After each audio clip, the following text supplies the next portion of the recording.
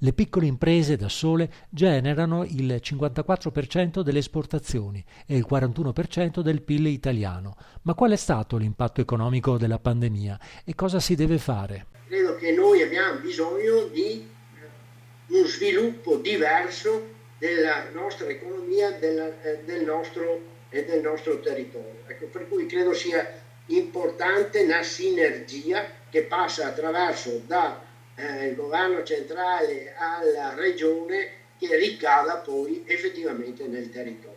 Ma quali sono state le attività più colpite? Le misure restrittive del lockdown hanno impattato significativamente sulle imprese del Veneto, mediamente, considerando anche la fase 2, circa il 30% è stata sospesa dalle attività. Le particolari attività più colpite sono servizi alla persona, commercio, turismo, edilizia e manifatturiero. Ma per superare questo stato di crisi, cosa è bene fare, soprattutto per quanto riguarda il settore manifatturiero? Il manifatturiero è uno dei settori che comincia ad avere delle problematiche rilevanti, soprattutto su moda e metalmeccanico.